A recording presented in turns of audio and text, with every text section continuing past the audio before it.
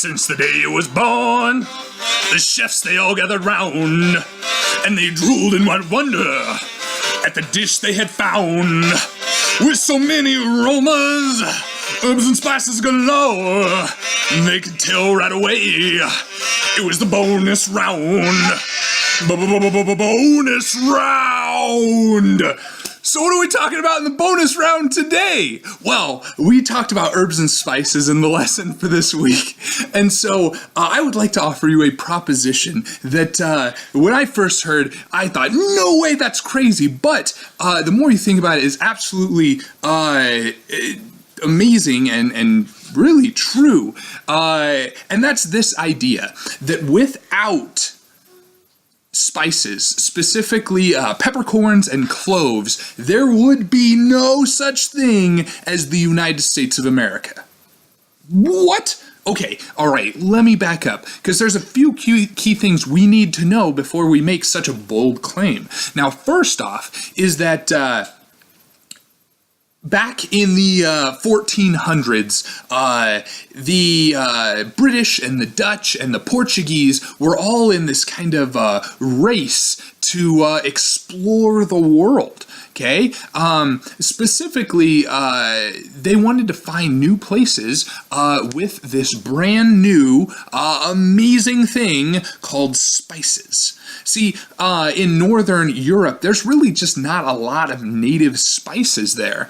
And so, as these empires kind of grew and became more globalized, one of the things they found was peppercorns. And the British immediately fell in love with the peppercorn, as many Europeans did. And that was followed shortly by the discovery of nutmeg, which actually only grew on this one island out in the East Indies. So there was this race to not only find the fastest route to those islands, but to also establish a really efficient trading route to get those back to Europe, where they could trade them for just crazy amounts of money.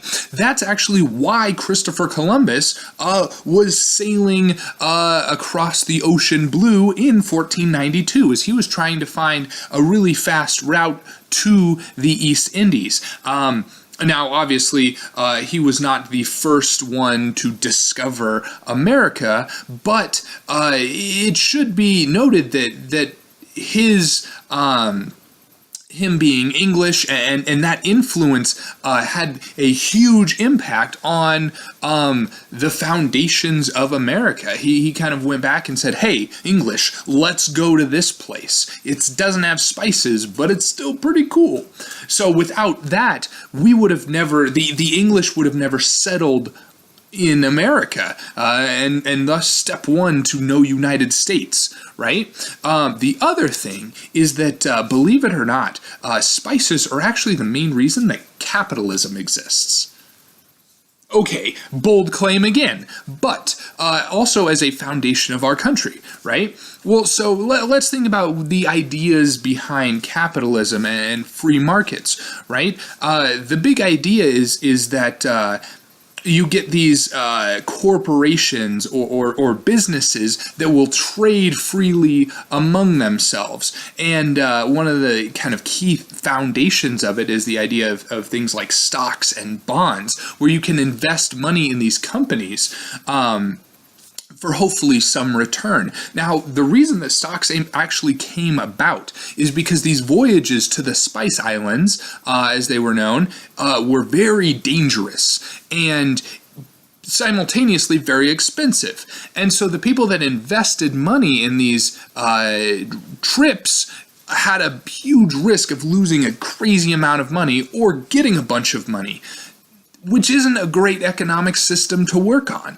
So a lot of these companies, the East India Trading Company, the Dutch India Trading Company, what they would do is they would offer to their investors the idea of stocks. So you could buy this small share of the boat, and then essentially if it returned, you would get a certain amount back. And if not, it's okay. It wasn't that much money that you invested. So in that way, we went from having these investments that were, all in, saying, hey, one person is funding this entire thing, to having a lot of people invested in a single country or a single company, which is essentially how the markets in America work today. That's a lot of what they're based on. So I hope that I might have convinced you at least a little bit, at least to think about it, that without cloves and peppercorns, there would be no United States of America that we think of today. Crazy, right? Okay, anyway, now on to your lab for this week. So for this week, we really want to explore the variety of spices that are out there. Now in your book, you don't have to read them, but they are phenomenally interesting. There's a survey of common herbs and spices that goes into a lot of detail as for kind of which spices and herbs correlate with which flavor profiles. So here is your challenge. I'd like you to get a protein of your choice. Chicken is probably the best here because it's really susceptible to additional flavors. But what I'd like you to do is take a single breast and cut it into 3 pieces. If you would like to do 3 breasts, that's fine, or whatever parts. But you need 3. And what I'd like you to do is cook them exactly the same, okay? Same cooking method. It's up to you whether you decide to fry, bake, whatever. But what needs to be different is you need to add different spices onto the outside of each piece. So 3 different spice profiles. Now, feel free to mix and match, or if you want to do one that's just got pepper on it, or coriander, or whatever.